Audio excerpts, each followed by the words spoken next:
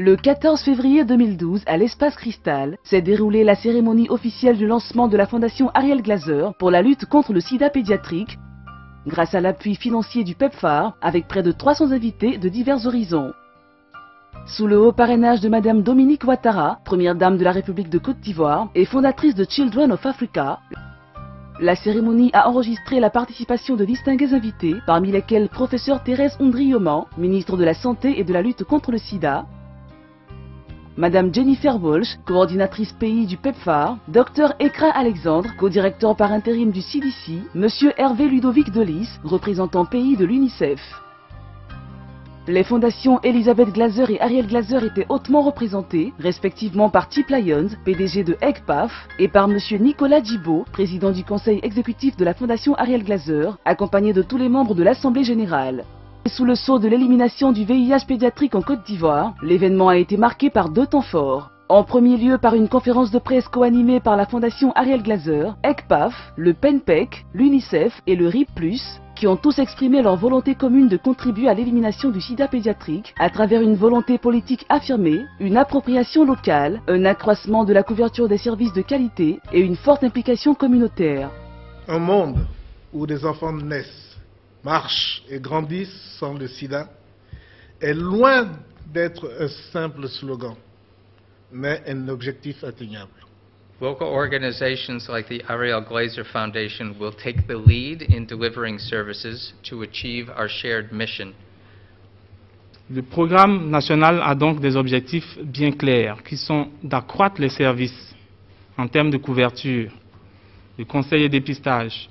Donc, si on ne s'attaque pas à la transmission mère-enfant, vous devez bien comprendre que nous n'allons pas du tout atteindre les objectifs du millénaire, que ce soit le 6e qui concerne le sida, que ce soit le 4e et le 5e qui concerne la mortalité maternelle et infantile.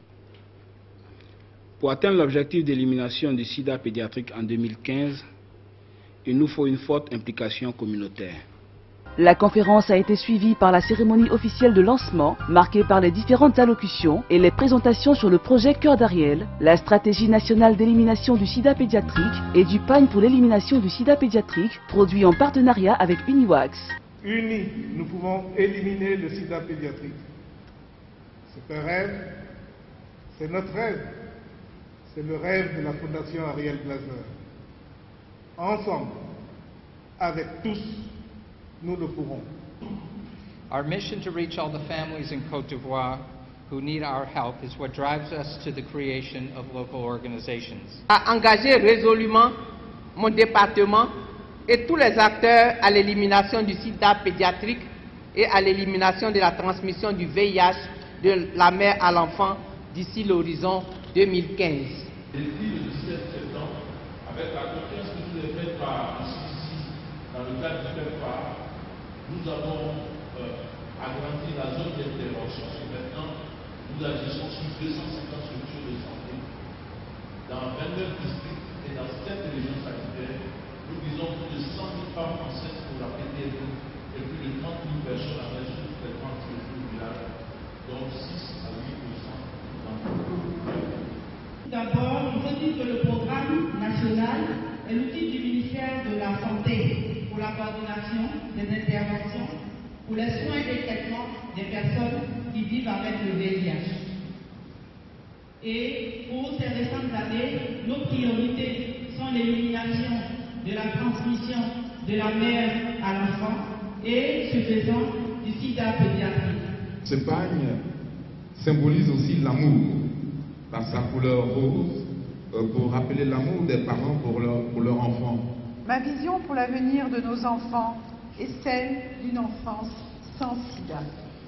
Pour ce faire, j'encourage et je soutiens vivement toutes les bonnes volontés, les ONG et associations, les organisations internationales, ainsi que les gouvernements qui, par leurs actions, nous permettront d'atteindre l'objectif zéro.